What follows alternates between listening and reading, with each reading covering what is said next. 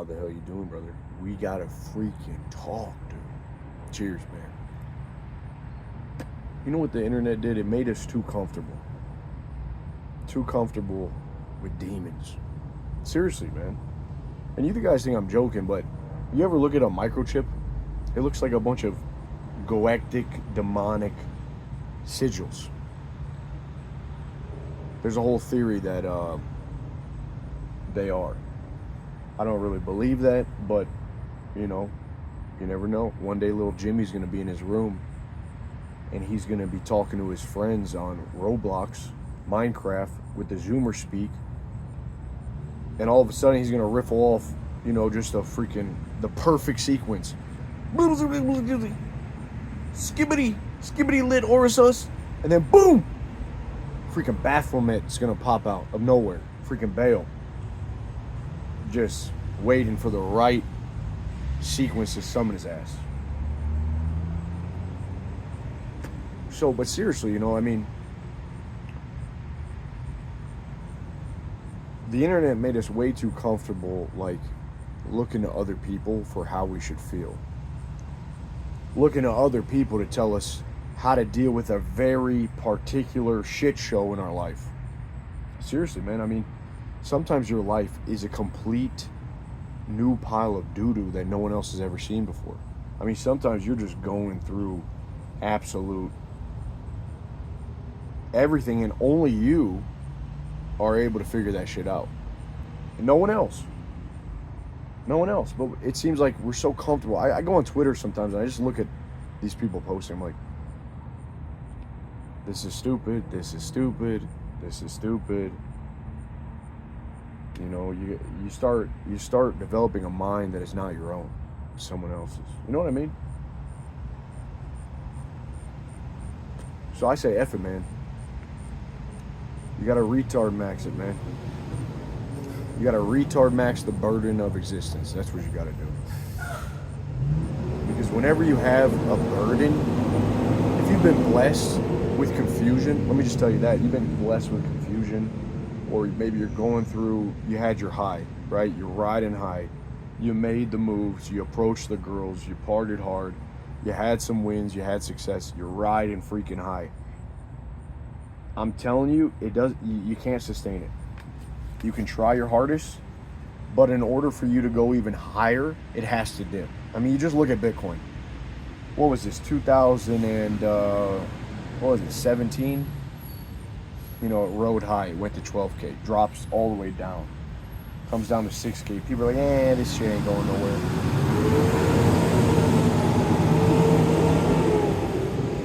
Boom! Just freaking moons, man. Over 100K. You know, same thing in life. You're not able to sustain. You're not just going to be on this steady trajectory of up and away. Zippity doo-dah, right? You say zippity doo-dah when you're down in the freaking trenches. When you're riding the tiger, when you're anxious, when you have those problems, that's when you know. That's when you know that you're being tested. All right? God did it to Job. He held in there, kept his eyes on him. God does it to you. You know, what are you going to do? You're going to let that creep. We talked about this. When you're going through it, that creep begins to get in there, dude. I'm telling you, I experienced this too. You get creep. You get these feelings, sometimes unconsciously. You don't even know what it is, but you get this creep of doubt, insecurity. You start questioning yourself. Who am I? What am I doing? Is what I'm doing failing? You know, that's okay. That's a good place to be, because if you keep going in that, man, and you turn your ears to that creep, that's when you're gonna start winning. Okay, you're gonna figure that shit out. But again, the internet has made us way too comfortable listening to, you know, I'm calling them demonic forces, but it could just be negativity that you allow in your life. And viewing things through a lens of negativity, where you're always questioning yourself instead of just chewing glass, breathing smoke. You know, you're always questioning yourself, looking at things as a negative, looking at it as the loss of a job is like a bad thing, the breakup is like the end all be all, friends walking out on you. Dude, it's all a blessing. It's if you look at it truly, you don't have any control over it. It's all a freaking blessing, and it's going to lead you to somewhere better.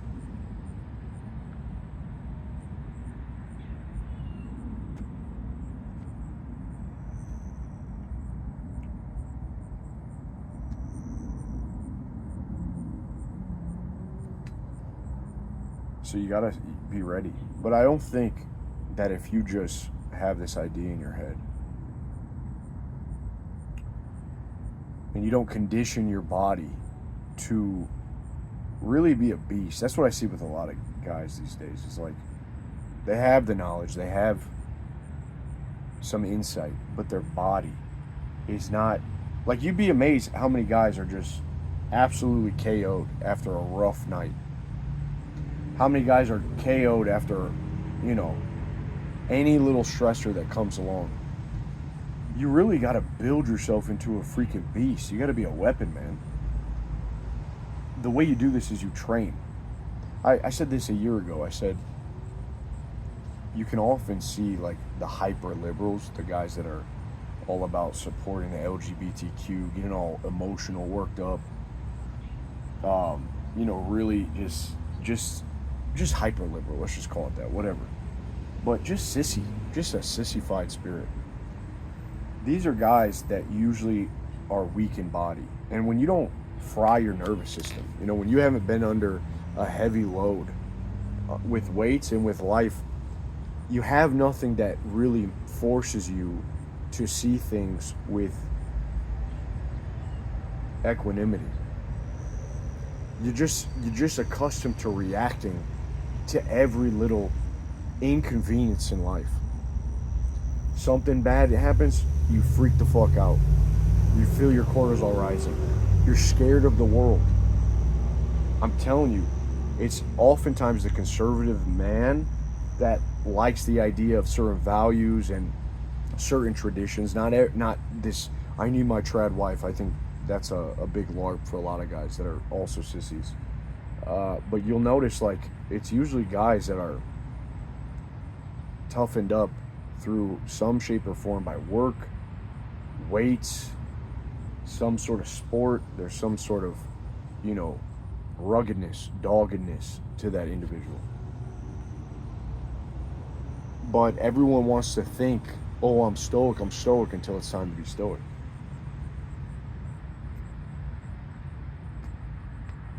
All the while, how much shit we pump into our heads, how much stuff we constantly feed ourselves. I think if you're going through a rough time, dude, more than ever, you need to just not accept complaining, accept no pity for yourself. Because if you really think about it, if you say you're going retarded, literally going complete schizo from lack of socialization, you could very easily, no excuses, go to the local cigar lounge and buy yourself a nice little bougie barbecue, sit down on the sofa, and just be there in the presence of others, oftentimes a lot of cool dudes, and you could just enjoy that experience. You never know who you're going to meet. Maybe meet no one, maybe have a good conversation, maybe it lights you up. You could do that. You could also go to the local dojo. You could do that. You can meet a great group of guys. I've noticed that a lot of people will immediately write off things. They write off everything. This started big time. You saw this with gatherings of men. They call it gay. I mean, jiu-jitsu became this thing that everyone called gay, that we just embraced it.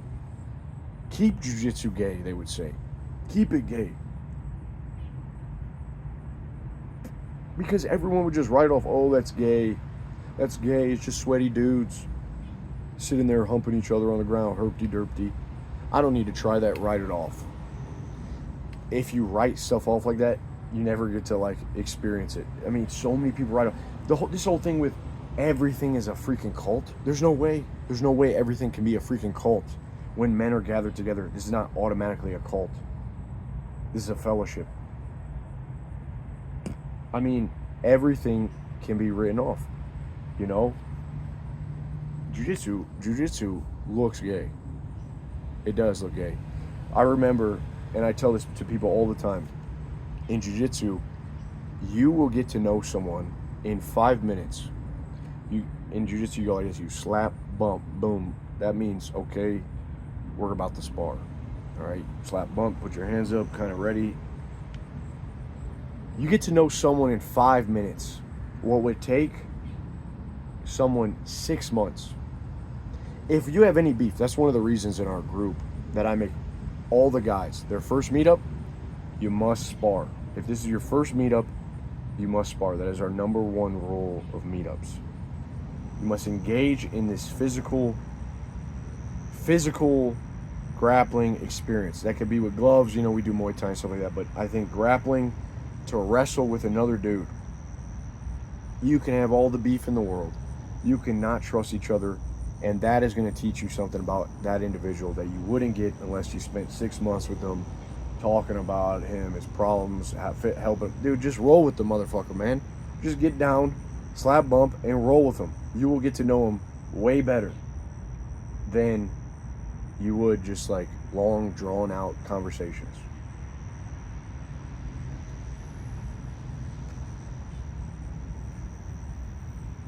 So there's really no excuse. I was my first time going.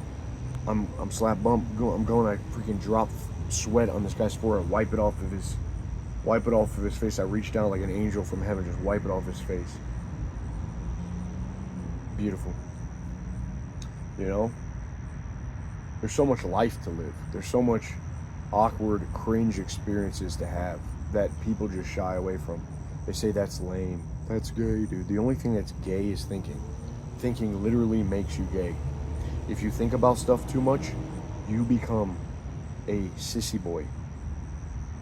So many people just love to write off everything. Everything. I don't need to work out. I don't need to train. I don't need to eat ice cream and do bicep curls. You know? It's just scared. It's just a scared way of living that you never get ahead. You never see what else is out there. Oh, I can't do this, that. Bullshit, man.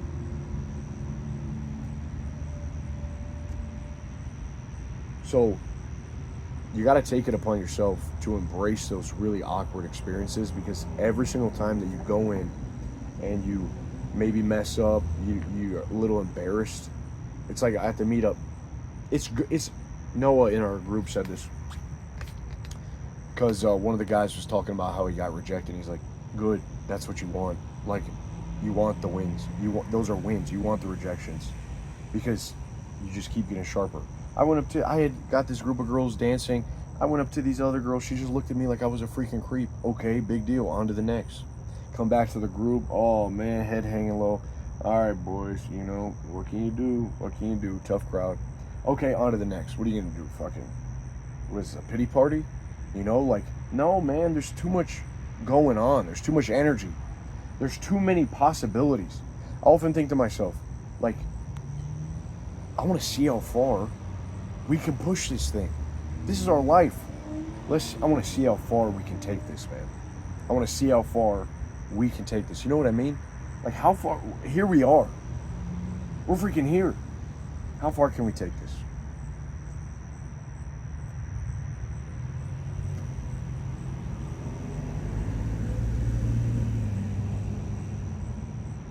How far are we going to go, man? We are dynamite, you know? So you got to start acting like it. You got to start living like it. You can't let that creep build up. You can't let the thoughts of the idiot build up. You can't go online and let all these demonic voices get into your head, keeping you lowly. You got to see yourself different, man. You're like a hero. The hero is meant to leave home, to go through absolute shit shows, to have like an epiphany while he's on his journey, to meet different people, to develop friendships, become the man he needs to be, to fully complete the cycle, man. But no one wants to leave home. And there's more excuses than ever to stay where you're at. I'm not saying leave home physically, you know, I get it. Sometimes money's tough.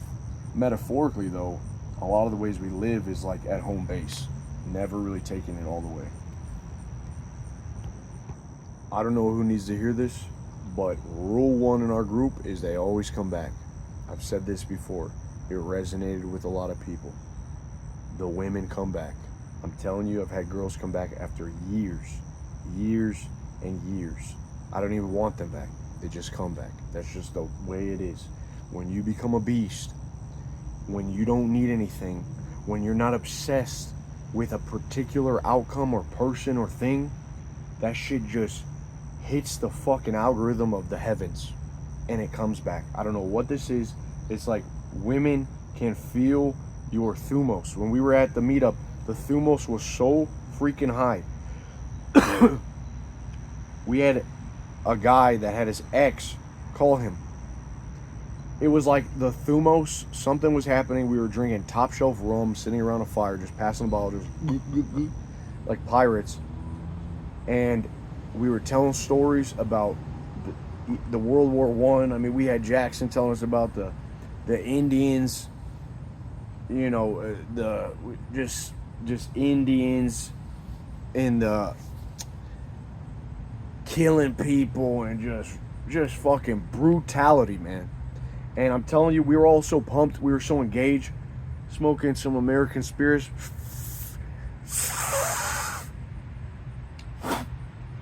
The thumos was insane.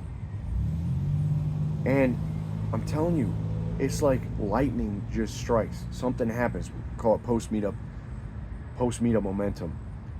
But when you are just out there becoming a beast, everything starts clicking. Okay? Even when those hard times, even when those troughs, you know, when you're down in there, hey man, take a little break. Andreas works in plumbing, and he is in the ditch a lot. And he says sometimes you get so freaking frustrated. Sometimes you're working with someone and they're just like, they get rammy. That's what they call it. They get rammy. When you get rammy, you make mistakes. You get hurt, right? You get rammy. I never heard this word until the other day.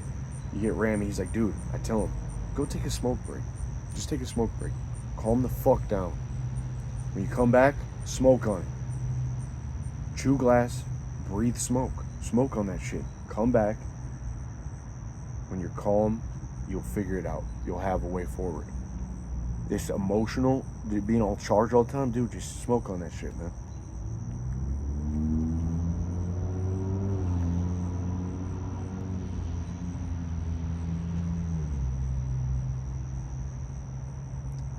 What I'm getting at is I think many of us are getting rammy.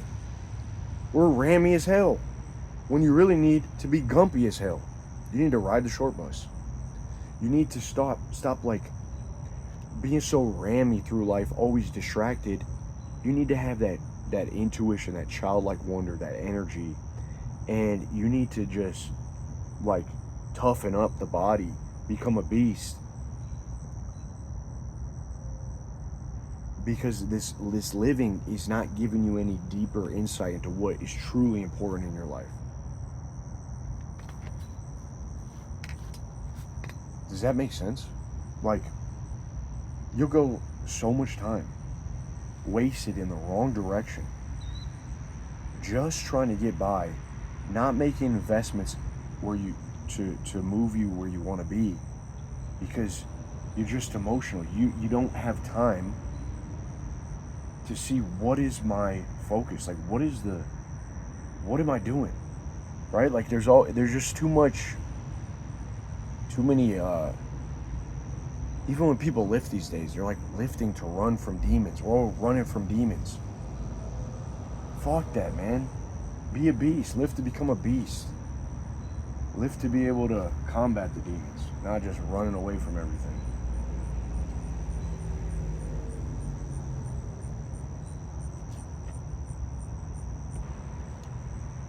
Hey man, pain lets you know you're alive. The bottom lets you know you're about to moon. The breakup sets you free. Getting fired, quitting, opens you up. You're free, baby. You're a free agent. Who wants daddy? Who wants daddy? Who wants it? Here I am. So you gotta start looking at it like that, man. If you're wrestling with something, if you're wrestling with, what's the right word? With unseen forces, like just questioning yourself, doubt. Retard max harder. Take more risk. Do something crazy, man. Do something crazy. Do something that like really summons your spirit. You have to. Make a move. Go on take a trip somewhere. We had one of the guys in our group just in car sales looking for, the thing with car sales is it's very easy to stay in car sales. It's hard to escape. Because you get paid well, but it demands a lot of your time. And so you're on this kind of hamster wheel. And he just took a trip, man, got on his bike, took a trip long ways away from home, camping out, just living, just in nature, talking to God. What's the next move? What's the next move? I think you got to remove a lot of these. You know, there's a book by C.S. Lewis. It's a great book. I've said it before. Wormwood. It's the Screw Tape Letters, and it's pretty much from the point of view of a demon, like a demon principle that gives other demons. He assigns them to humans, and Uncle Wormwood, the headmaster, the head demon, writes to the other demons, and he says, "This is what you're gonna do to get this guy away from peace and God. You're gonna start getting in his head. You're gonna make him question himself." It's very good. He goes like multiple examples. A super inspiring book. I love it. Very easy to listen to as well. I got it on audio. But that's kind of like what I'm saying with the whole demonic influence. Is there is too many demons. There's too many voices that knock you off the path. And it's a narrow path, dude. And you keep walking, and then somewhere along the line, it gets tough. You listen to the voices, they creep in there. You don't even know you're being persuaded or influenced. But there's freaking Headmaster Wormwood just whispering in your ear, getting you off. And you gotta silence that voice. You gotta retard max the burden and the weight of existence. You gotta pick up your cross. You gotta keep on marching, dude. You're gonna figure it out as you go along. And as you do that, you know, as you bear that burden, I was sitting with Jack at the meetup in a seedy little bar. It's like late into the night. We've both had some drinks. And he looks at me like this. He turns his head. He goes like this. He stares at me for like 3 seconds. He goes, "Eli." He says, "We're beasts of burden, brother." I just crack out laughing. Just burst out laughing. He just quoted Nietzsche. "We're beasts of burden. We're beasts of burden." Fuck, dude. You know? As you carry that burden, you get stronger. You do reps with that shit. So, the only way is to become a beast.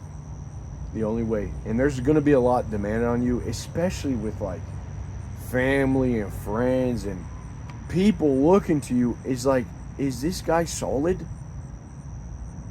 It's like, how are we supposed to handle this shit, man? I know it's tough, dude. I know it's tough. How the hell are we supposed to handle this? We got all these people. Some of you guys got kids. Some of you guys got people looking up to you. The housing market's bad. Shit's hitting the fan. You know, they won't release the Epstein files. Everything's fucking happening. Hulk Hogan just died. Ozzy just died. Rest in peace. I mean, everything's happening. It's all happening. It's going to continue to happen. That's the thing. It will continue to happen. Are you going to be the guy that rises to the occasion? It's really the deciding factor. Are you going to be that guy? That even in the tornado, even when shit hits the fan, okay, all right, I'm a gumpy-headed motherfucker. I'm going to keep going. Just complete gumption. Ride the tiger, man. And one of the best things that you can do to start practicing having that internal state that can handle all of this nonsense is to, people say become unemployable. That's like a meme these days. But before you can do that, before you can be your own boss, you got to become uncoachable and really depend on your own intuition and God.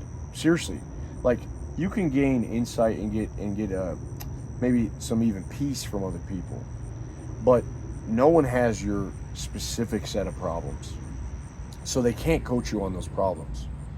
And whenever you become someone that looks to other people for advice constantly, what you're really doing is training those little synapses in your brain, all the myelin and everything, to look to someone else whenever a problem arises. Where you can become the individual, you can become the man that is fully capable of just figuring that shit out. And the more you figure that shit out, and the less you rely on everyone else, that's when you become a gumpy head. You become a fellow member of the short bus. You're not on the normal bus going to school, waiting for your teachers to teach you bullshit by the book. You're going to special ed, baby. Zippity doo dah. Just windows down. Beep, beep. Choo choo. Magic school bus. That's where you develop. Seriously, that's what it is. How could it be any different? You gotta stop looking at everyone else, become uncoachable. Alright? If anything, become someone that can give advice. But especially for a lot of you young bucks, what the hell, man? You got so much testosterone. You're like gonna lower your testosterone when you outsource advice all the time. When you need permission to do any little thing. Like, no. Become unruly. Become like, okay, you don't need permission. You don't need permission. What are your mama's gonna give you permission? No, dude. Your daddy ain't gonna give you no permission. You don't want their permission. This is not their life. You don't need your friends' permission. You don't need someone on the internet's permission to live, to do things, to fail. Fuck it.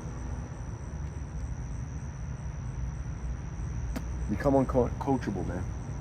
Retard max, the burden. It's the only way you're gonna get better. Alright? Keep it eye through most boys. Chew glass, breathe smoke. I will see you guys soon. Peace.